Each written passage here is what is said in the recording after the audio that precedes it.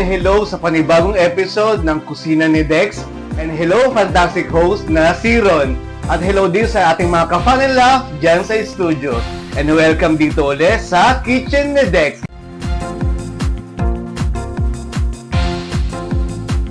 Excited ka na ba sa aking panibagong recipe for today? I'm sure inaabangan nyo ulit. Ako din, excited na akong i-share ang aking panibagong recipe. So guys, mag-start na tayo sa aking recipe na warek-warek.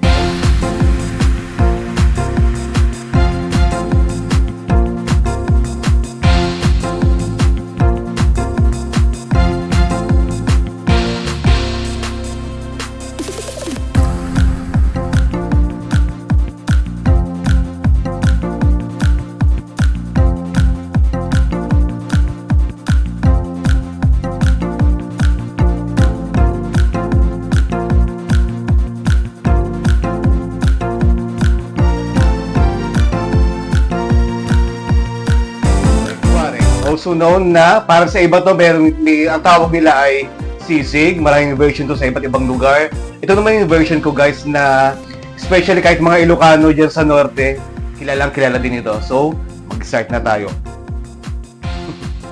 Kanina, ito yung stir fry natin na liempo. Mag-ready tayo ng baon natin.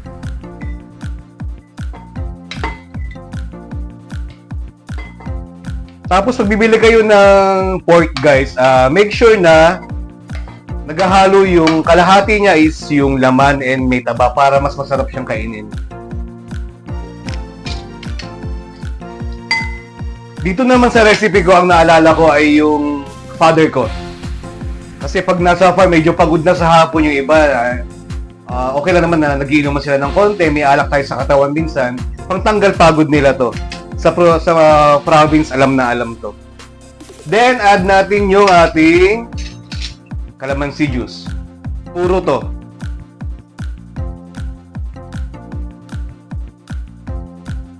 Mix lang natin.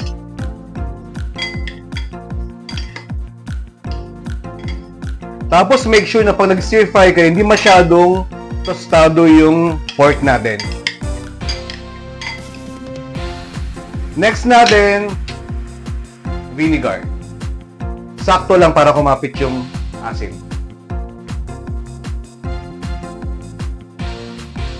Naalala ko nung bata ko, yung papa ko pag naghihiwa na ng pork, halos yata kalahati, wala nang naiiwan kasi iapak na namin.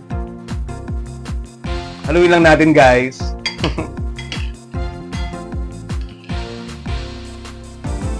Then next natin yung onion. Sibuyas na puti. Sa Nueva Ecija, uso-uso to. Gusto ko rin to pag i-cut nyo siya guys, olive oil, the best na to. Haluin natin. Maraming version ng sisig. Ito naman yung version ko. Then next natin yung garlic. Ngayon, kahit garlic, marami na rin na variety. Ngayon, may mga bawang na sobrang laki, pero mas the best pa rin yung maliliit na from Ilocos. Yung native na garlic natin. Okay din naman yung mga nauso ngayon na malalaki na garlic natin. Mas malasa lang yung native na garlic natin.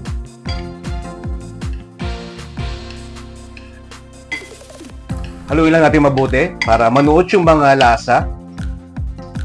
Next natin yung ating, syempre di mawawala ang luya.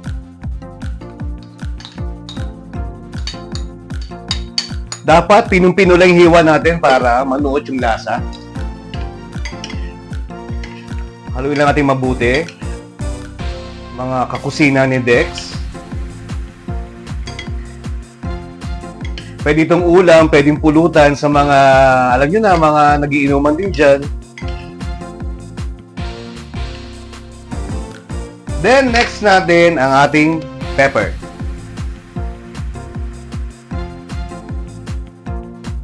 Natatakam ka na ba mga ka-fun and laugh? Dagdagan natin para mas kumapit yung anghang.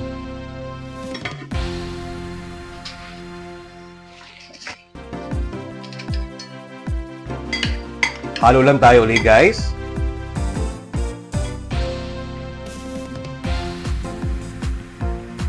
Then, sa mga mahilig sa maanghang, add natin yung ating sili. Pampadagdag tapang. Yung iba sa atin mahilig sa sobrang anghang, mag-add ka pa ng konti, much better pag gusto mo. Yung iba naman, ayaw, gusto sakto lang na may kapit na anghang, okay lang din yun. Then, halo lang tayo ulit. Tatakam na rin ako mga ka-fun and laugh. Bagong saing na kanin, the best to. Then, add tayo ng salt to taste.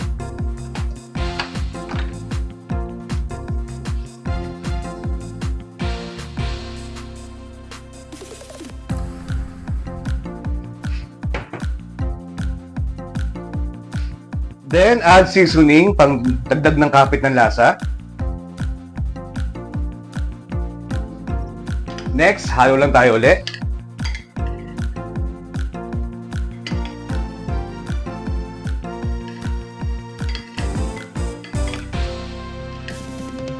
Tapos, mga ka-fun and love, ang papa-special sa ating warik-warik, add natin ang ating mayonnaise.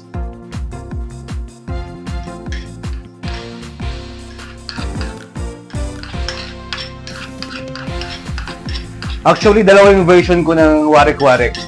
Yung isa ang gamit ko ay yung utak ng baboy. Next time, luluto ko rin yun. I-share ko rin yung isang recipe ko na yun. Halo lang tayo ulit.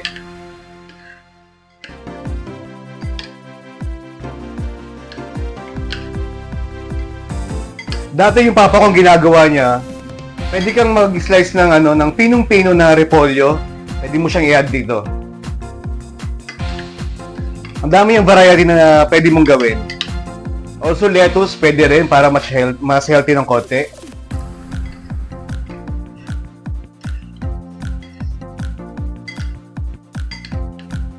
Natatakam na ako, mga ka-fun and love.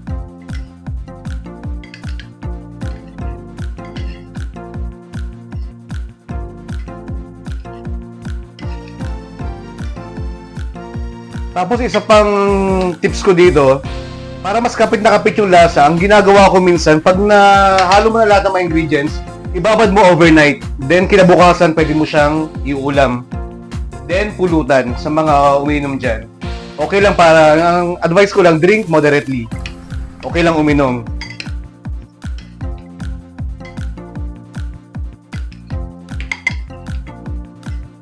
Ayan guys, mga ka-fun and love, ready na ang ating warik-warik.